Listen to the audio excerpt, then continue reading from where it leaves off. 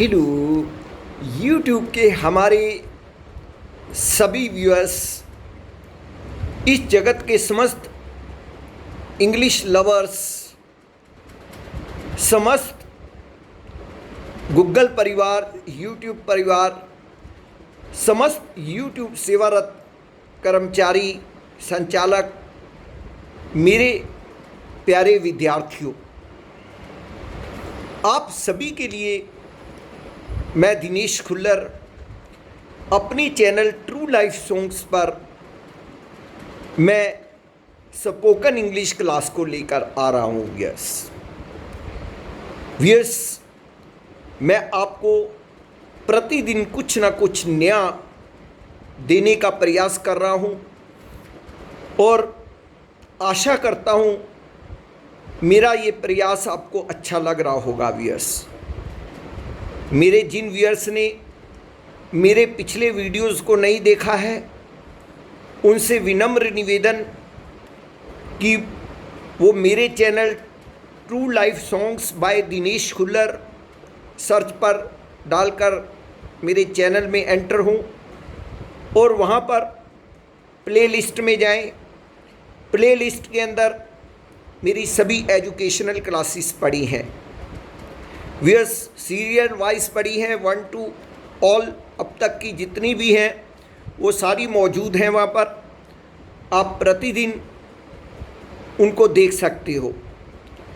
इसके अतिरिक्त मैं अपने रचित भजनों को, मोटिवेशनल सॉन्ग्स को भी डालता रहता हूँ, तो उनका आनंद भी आप लोग रिस्पेक्टिवली जो लिस्ट है उसमें जाकर ले सकते हैं। व्यूअर्स, तो आज की जो क्लास मैं आप जी को लिए लाया हूँ उसमें आज फिर एक नया स्ट्रक्चर हम सीखने जा रहे हैं। व्यूअर्स, वो स्ट्रक्चर क्या है कि किसी के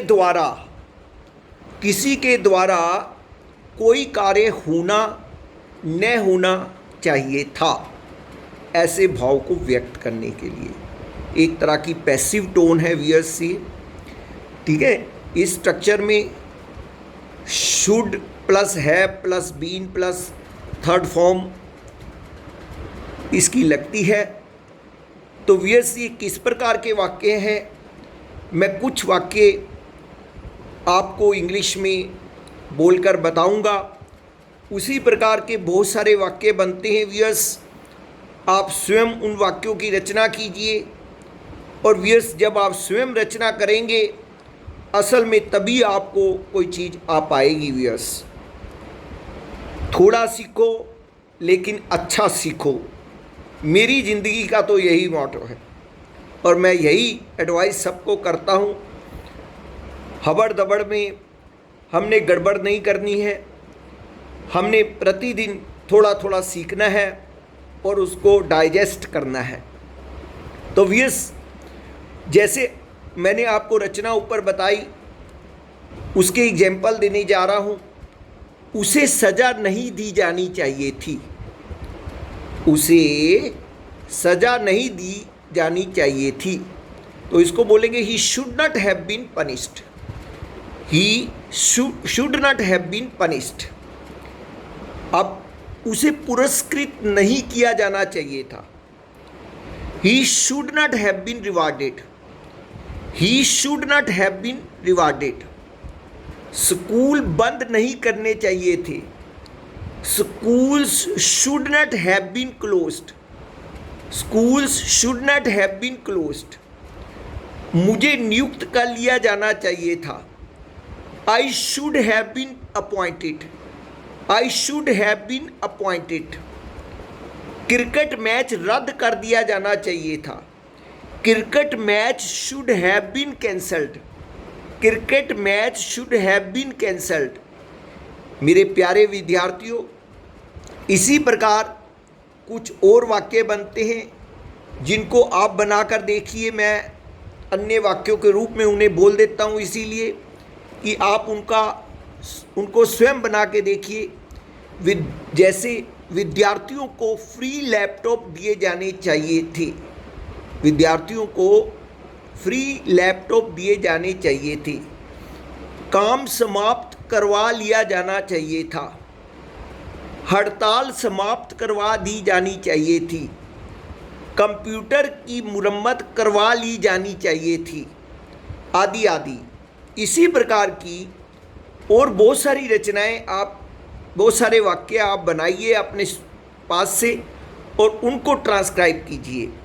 तो व्यस करत करत अभ्यास के जड़मति होत सुजान, और हम जितना अभ्यास करते हैं और अभ्यास ही हमें सक्षम बनाता है, यही भगवान कृष्णा का भी गीता में संदेश है कि अगर हम परफेक्ट बनना चाहते हैं जीवन के अंदर तो हमें अभ्यास तो करना ही पड़ेगा व्यस। ये बात हमेशा याद रखिएगा।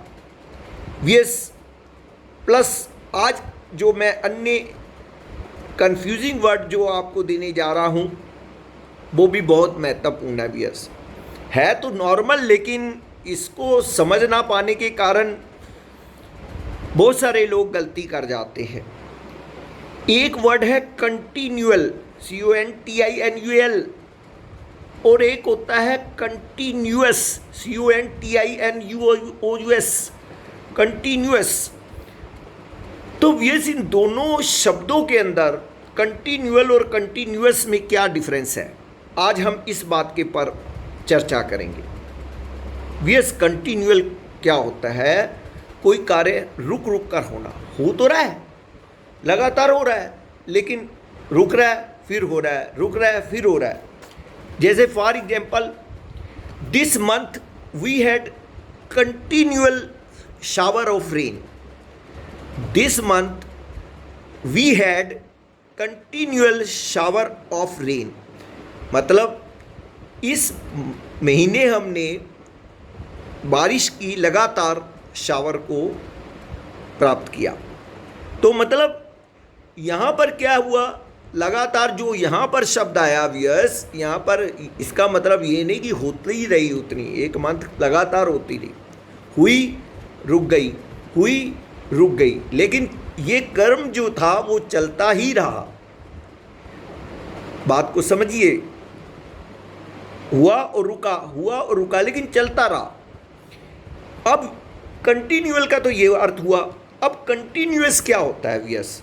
अब कंटिन्यूअस होता है लगातार बिना रुके, लगातार बिना रुके, यानी जहाँ पर ब्रेक है ही नहीं व्यस। जैसे फॉर एग्जाम्पल मैं एक सेंटेंस बोलता हूँ यहाँ पर, the flow of the river is continuous, the flow of the river is continuous. अब व्यस देखिए, जो नदी में पानी का बहाव होता है वो लगातार होता रहता है सतत, वो तो रुकता ही नहीं है व्यस। तो यहाँ पर ये सेंटेंस बिल्कुल, ये शब्द बिल्कुल सटीक बैठता है, कंटिन्यूअस। तो शॉर्ट में हम फिर से इसका अर्थ समझ लेते हैं। कंटिन्यूअल का मतलब है रुक रुक कर होना, होते रहना लेकिन रुक रुक कर होना, और कंटिन्यूअस का मतलब है लगातार बिना रुके होना।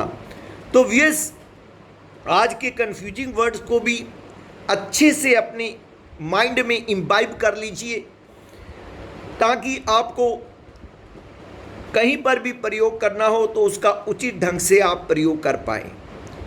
व्यस आज की क्लास इतनी ही, कल फिर मिलता हूँ आपको एक नए स्ट्रक्चर के साथ और एक नए कंफ्यूजिंग पेयर के साथ।